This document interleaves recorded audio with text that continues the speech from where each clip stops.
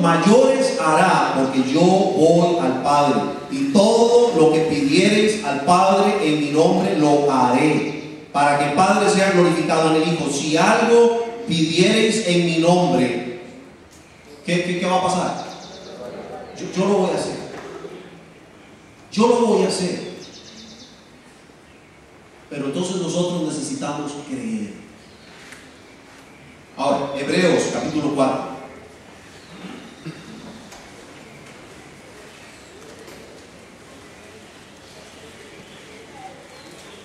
Hebreos capítulo 4, versículo 14.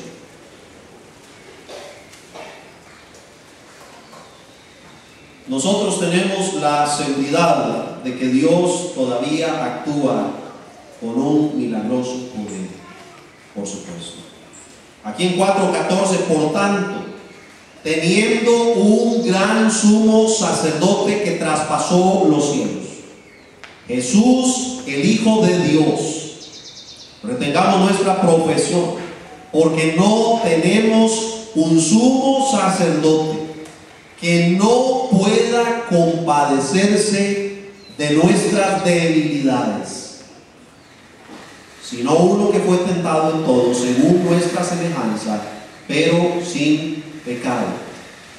Receta para todos nosotros: acerquémonos pues confiadamente al trono de la gracia, para alcanzar misericordia y hallar gracia para el oportuno socorro. ¿Sabe cuál es la receta? Acérquese usted. ¿A dónde? Al trono de ¿qué? De la gracia.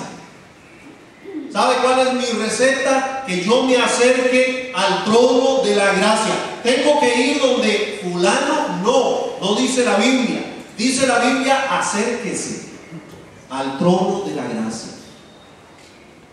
Él se compadece de nuestras debilidades. Esta semana pasada murió de cáncer una señora que yo conocí hace unos casi 30 años.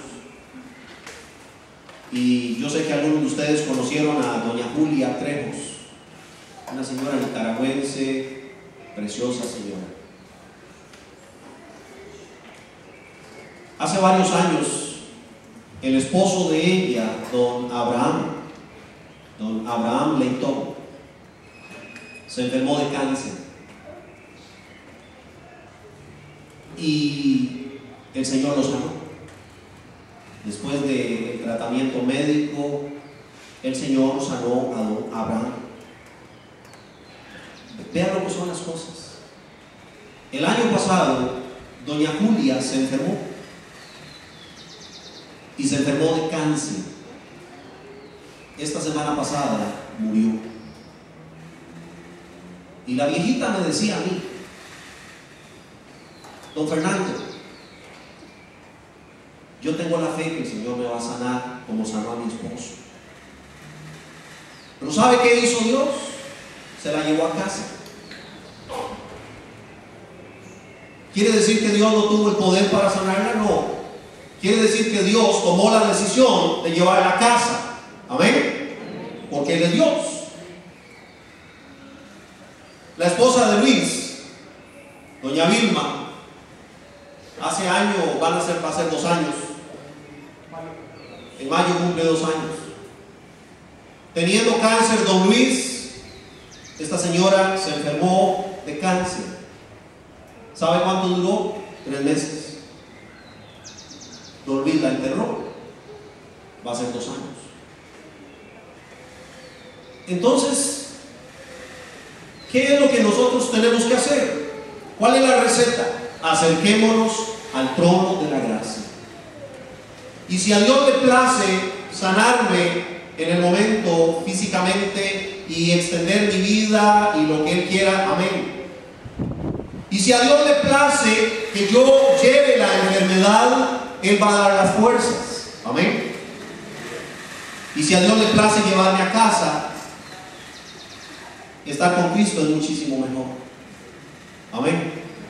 Porque allí se terminan las los dolores de las enfermedades y se termina todo.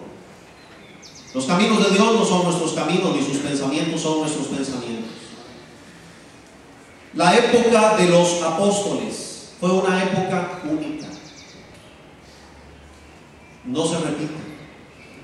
Fue única. Un poder único, un tiempo único, un propósito único. Todos fueron sanos, sin depender si tenían fe o no. Hoy nosotros que somos la iglesia del Señor, nosotros tenemos a Cristo y tenemos su palabra. Nuestro problema suyo y mío es que no le creemos a Dios. Bueno, yo voy a orar, yo creo que tal vez el Señor se acuerde de mí, tal vez me ayude. De por sí que pierdo. Así pensamos nosotros. Es nuestra mentalidad. Y así vivimos. Un cristianismo tan pobre, tan mediocre. Bueno, yo voy a orar a Dios. En todo caso, ya he probado por todas partes y hey, no hay forma. Tal vez Dios me ayuda. Así pensamos nosotros. Dice Cristo, cosas mayores harán. Ahora, no está en nosotros el poder de sanar. No está en nosotros. Ninguno de los apóstoles modernos, y apóstol entre comillas lo pongo, y profetas entre comillas de nuestros días, y expositores en nuestros días, que se atribuyen el poder de sanar. Con mucho cuidado. Hay que andar con mucho cuidado, porque la Biblia habla de falsos apóstoles, de obreros fraudulentos. Y qué pena que a mí me da pena ajena saber que el otro día me decía una señora que don Luis y yo hemos visitado, y me decía esta señora: pastor, es que nosotros nos estábamos congregando y cuando nosotros fuimos a hablar con el pastor porque teníamos una situación especial de salud, y este pastor dijo: bueno, señores, con mucho gusto, traigan una ofrendita de 50,000 pesos.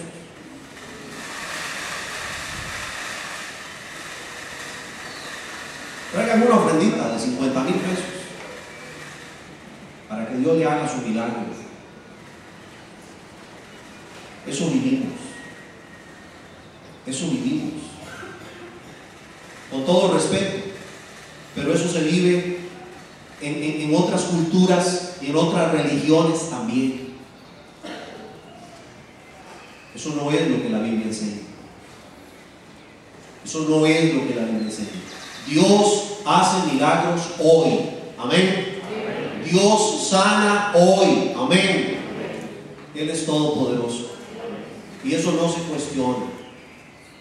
Lo que sí cuestionamos es algunas prácticas antibíblicas que algunos han adoptado para su propia ganancia. Yo le digo algo: por 50,000, como dicen los pachucos, por 50,000 cañitas, de ahí uno se mueve, ¿verdad? Por 50,000 cañitas uno algo hace y algo se le busca, ¿verdad que sí? No, lo que hemos recibido de gracia, lo damos de gracia. ¿Sí me hice entender? Una enseñanza necesaria, y está allí dentro de la secuencia que estamos teniendo en el libro de los Hechos. Así que, bueno, vamos a orar. Padre, gracias por tu palabra. No tenemos todo el tiempo del mundo para explicar otros aspectos dentro del marco y el contexto bíblico, pero lo suficiente para entender que la era apostólica era única y que 2000 años después tú sigues siendo Dios todopoderoso y sigues haciendo prodigios extraordinarios, milagros, sanidades, cosas impresionantes en medio de nosotros. Que no nos falte la fe, que nosotros estemos allí para creer que tú harás.